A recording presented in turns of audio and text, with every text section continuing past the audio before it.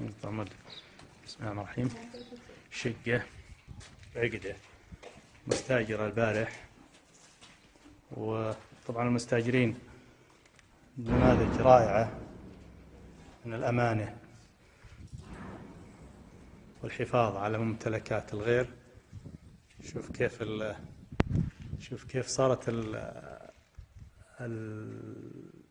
المنتجع أو الشاليه، كيف صار من آثار زيارة هالشرذمة اللي الحقيقة هذولا ولا حتى بالحمام ما تدخلهم فيه، لأن ما يستحقون الحقيقة أنهم يأخذون شقق بهالشكل. شوف كيف تكسيرها من الآلات، أثاث المطبخ كله مبعثر على الأرض بهالشكل وبهذه الطريقة.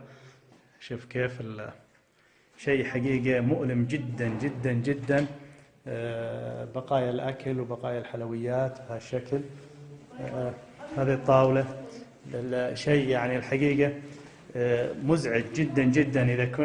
إذا كنا نفكر في تطوير السياحة وتطوير الاستراحات في المنطقة، فهذا شيء مؤلم أن نرى مثل هذا. هذه كل الفرش اللي هي موجودة في غرف النوم موضوعها الآن في المسبح، بالإضافة لو تلاحظ هنا شتلات الموضوعة كشتلات جمالية للاستراحة كلها، والمنتجع كلها موضوعة داخل المسبح. شوف، أنا ما أعرف بما يفكرون هؤلاء البشر، إن أجاز التعبير أن يكونوا بشر، ولا أعتقد أنهم ليسوا ببشر.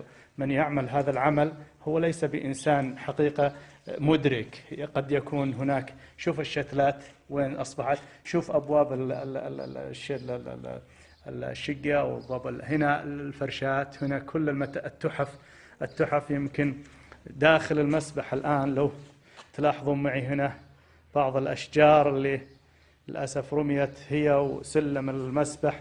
أنا ما أعرف هل البشر هذولا فعلا مدركين وبعقولهم، أو هم صاحين أو غير صاحين، لا أعرف. أترك هذا الأمر لله عز وجل، والله عز وجل سيحاسبهم بكل تأكيد على فعلتهم القذرة، فعلتهم التي حقيقة لا ترتقي لمستوى حقيقة بني آدم. شكرا لكم.